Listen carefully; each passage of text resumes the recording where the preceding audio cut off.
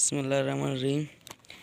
Students, आज का जो हमारा टॉपिक है वो एक class 10 biology chapter number 1 gaseous exchange. ये जो है ना 10th का जो बायोलॉजी है उसका पहला चैप्टर है। जो पहला चैप्टर है वो है गैसियस एक्सचेंज। गैसियस एक्सचेंज को स्टडी करने के लिए पहले हमें रेस्पिरेशन समझना है। तो अब हम स्टडी करते हैं रेस्पिरेशन को। रेस्पिरेशन क्या है? It is a process in which O2 is inhaled and CO2 is exhaled। ये एक प्रोसेस है जिसमें O2 इनहेल किया जाता है और CO2 एक्सेल किया जाता है। एग्जाम्पल हम लेते हैं कैसे इनहेल करते हैं और कैसे एक्सेल करते हैं। मतलब हमारा बॉडी है और एयर है। बॉडी में CO2 यानी प्रोड्यूस होता है सेलुलर रिस्पायरेशन में, वो आगे हम पढ़ेंगे। CO2 सेलुलर रिस्पायरेशन में प्रोड्यूस होता है और O2 एयर में मौजूद है। हमें तो O2 चाहिए यानी ऑक्सीजन, और कार्बन डाइऑक्साइड यानी CO2। हमें चाहिए ऑक्सीजन। ऑक्सीजन को हम इनहेल करते हैं एयर से, और कार्बन डाइऑक्साइड को हम एक्सेल करते हैं एयर में। अब हम कैसे समझते हैं? यानी ये कार्बन डाइऑक्साइड है जो हमारे बॉडी में मौजूद है, सेलुलर रिस्पायरेशन से प्रोड्यूस हुआ और ये एयर में हम एक्सेल करते हैं। और जो इसको हम लिखते हैं एक्सेल किया हमने, कार्बन डाइऑक्साइड को हमने एक्सेल किया। ये जो O2 है एयर में, इसको हम इनहेल करते हैं अपने बॉडी में, यानी हम O2 को इनहेल करते हैं। ये हो गया, हमने ना इनहेल किया यानी ये इनहेल हो गया। और अब हम आगे पढ़ेंगे। ये कॉन्सेप्ट समझ में आ गया ना? रिस्पायरेशन ये एक प्रोसेस है जिसमें ऑक्सीजन लिया जाता है और कार्बन डाइऑक्साइड एक्सेल किया जाता है। ये जो है ना, एक मिनट, ये बॉडी हो गया, ये एयर हो गया। बॉडी में कार्बन डाइऑक्साइड ज़्यादा मिकदार में मौजूद है और ऑक्सीजन जो है ना एयर में मौजूद है। ऑक्सीजन हमें चाहिए तो हम एयर से इनहेल करते हैं, और कार्बन डाइऑक्साइड जो हमें चाहिए ही नहीं, हमारे ब्लड में इसका कंसंट्रेशन हमारे लिए नुकसानदेह होता है, तो हम कार्बन डाइऑक्साइड को एक्सेल करते हैं एयर में। अब हम पढ़ेंगे जो दूसरा हमारा टॉपिक है, इसके टाइप्स यानी रिस्पायरेशन के टाइप्स।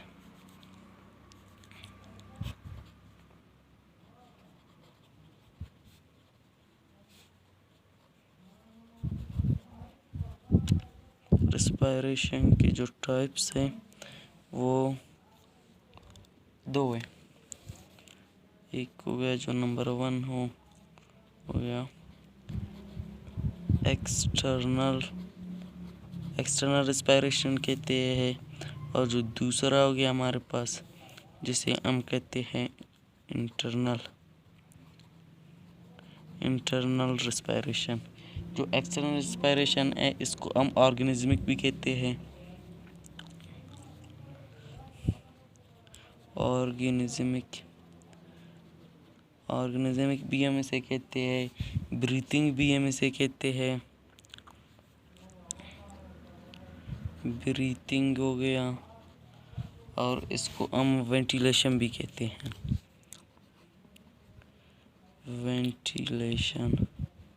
वेंटिलेशन भी हो गया। ये एक है ब्रीथिंग का, वेंटिलेशन, ऑर्गेनिज्मिक, एक्सटर्नल, ये एक ही है। यानी एक्सटर्नल को आप जो भी आपको चाहिए इनमें से आप कह सकते हो, या एक्सटर्नल का वो भी सही है। अब हम इंटरनल को देखते हैं। इसको हम सेलुलर रिस्पायरेशन भी कहते हैं, सेलुलर, और इसको हम टिश्यू भी कहते हैं।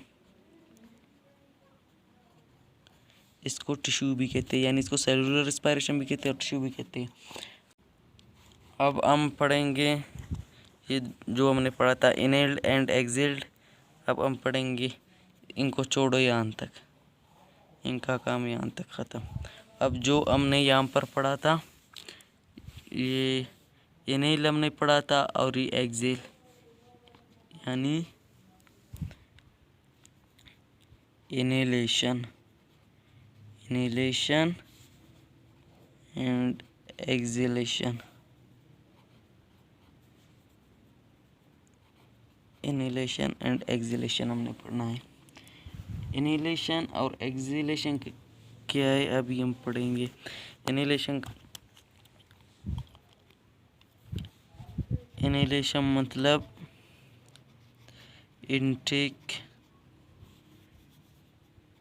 इनटेक ऑफ O2 यानी O2 ऑक्सीजन का यानी इनहेल करना या हमारे अपने बॉडी में अंदर ले जाना, इसको कहते हैं इनहेलेशन। जो हो गया हमारे पास एक्सहेलेशन में है आउटब्रेक ऑफ CO2,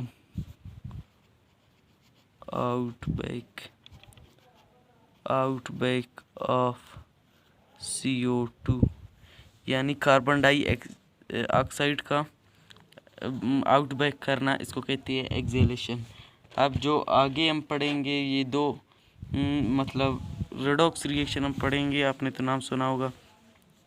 इसको भी यहाँ तक हम करते हैं बंद, ये यहाँ तक हो गया बंद। अब इनको अगर लिखना है तो लिख लो। हम आगे इस पेज को नेक्स्ट कर देते हैं। अब हम पढ़ेंगे ऑक्सीडेशन एंड रिडक्शन। ऑक्सीडेशन क्या है, रिडक्शन क्या है। ऑक्सीडेशन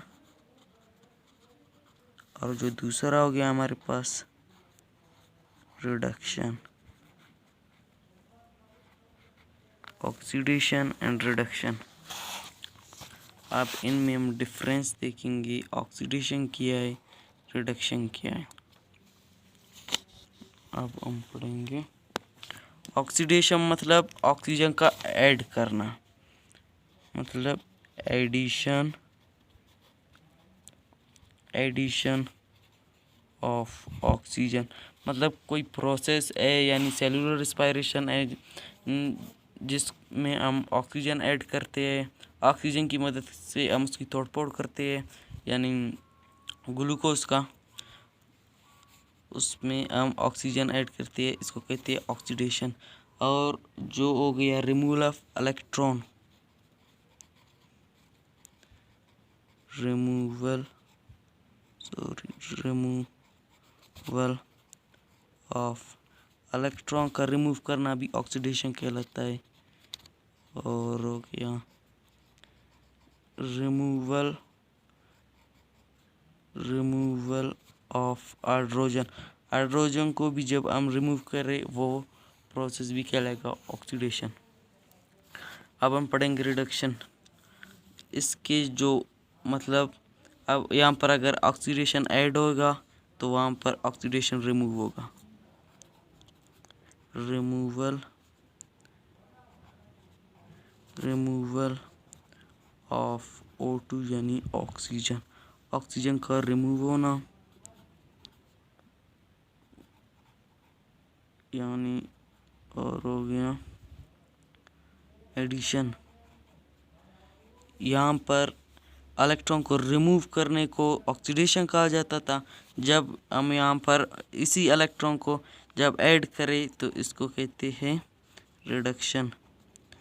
ऐड किया हमने, एडिशन ऑफ इलेक्ट्रॉन का ऐड करना रिडक्शन कहलाता है। और जो हो गया रिमूवल ऑफ हाइड्रोजन, यहाँ पर ऑक्सीडेशन कहलाता था। इसी हाइड्रोजन को जब हम ऐड करें वो रिडक्शन कहलाता है।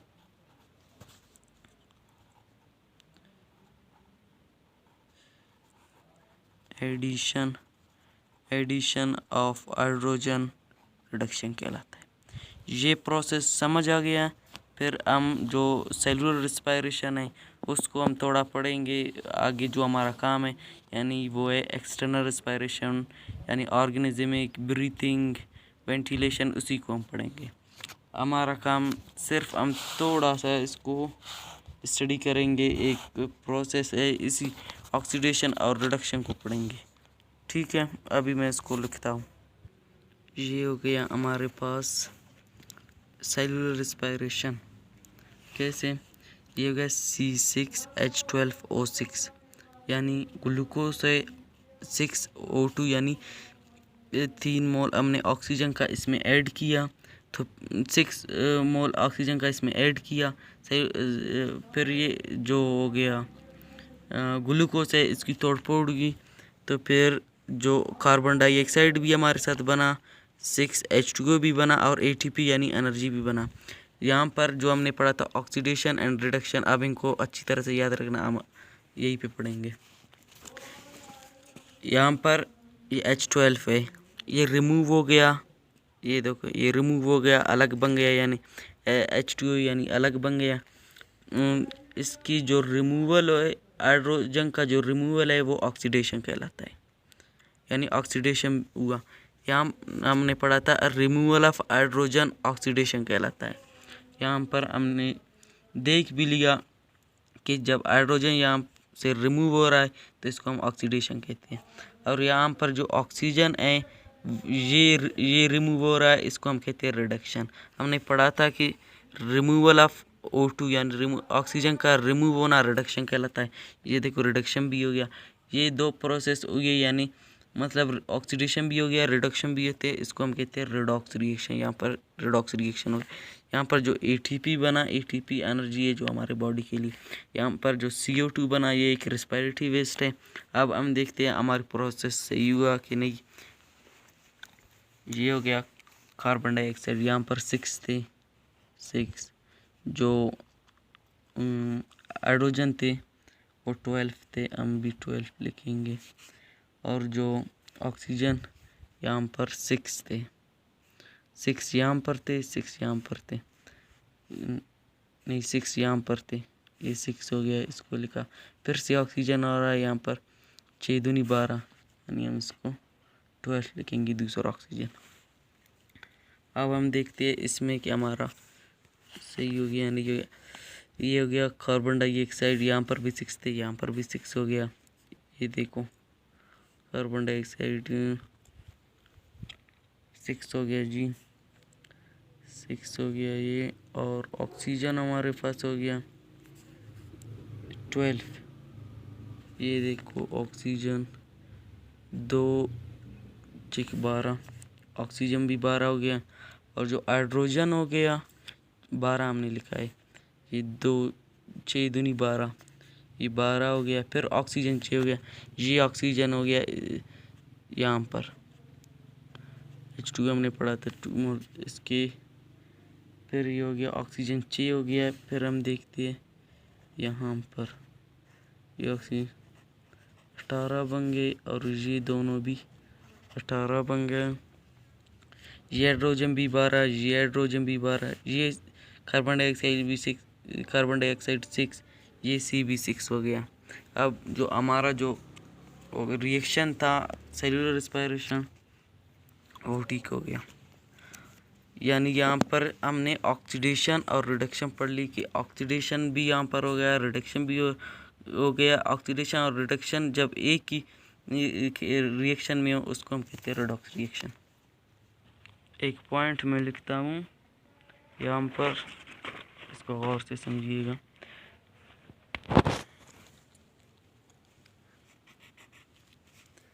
CO2 यानी carbon dioxide is produced in internal respiration, in internal respiration, but exist from our body, but exist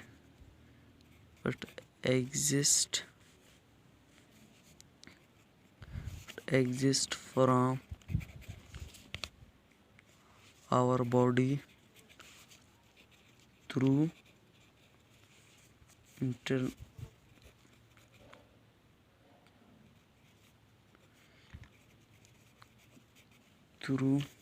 external respiration.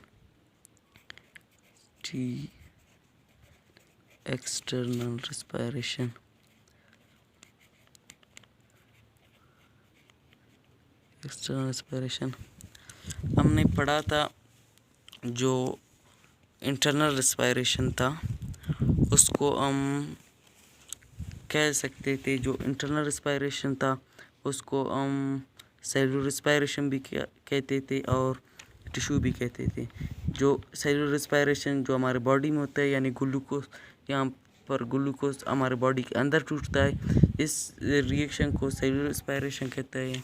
ये हो गया CO2 यानी प्रोड्यूस हुआ हमारे इंटरनल रिस्पायरेशन। इंटरनल रिस्पायरेशन कौन सा हो गया?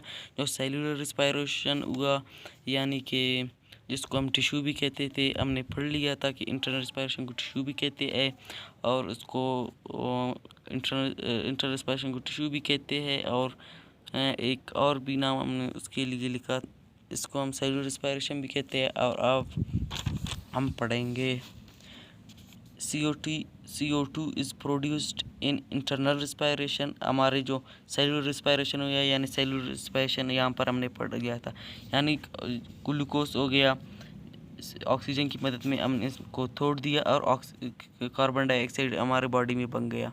बॉडी के अंदर ये प्रोसेस हो रहा है। तो जो CO2 हो गया वो प्रोड्यूस होता है इंटरनल रिस्पायरेशन, इसको हम कहते हैं सेलुलर रिस्पायरेशन। यानी इंटरनल रिस्पायरेशन को हम सेलुलर रिस्पायरेशन भी कहते हैं। यानी जो CO2 हो गया वो इंटरनल रिस्पायरेशन में प्रोड्यूस हुआ और एग्जिट होगा हमारे बॉडी से एक्सटर्नल रिस्पायरेशन के थ्रू, यानी ब्रीथिंग के थ्रू, वेंटिलेशन के थ्रू, उसको हम कहते थे एक्सटर्नल रिस्पायरेशन। ये उसके थ्रू हमारे बॉडी से यानी एक्सक्रिएट होगा, बाहर निकलेगा CO2।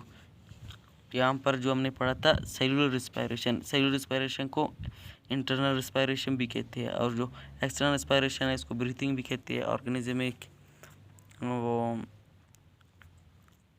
Ventilation, breathing. अब हम पढ़ेंगे आगे, हमारा जो टॉपिक है वो है मेटाबॉलिज्म।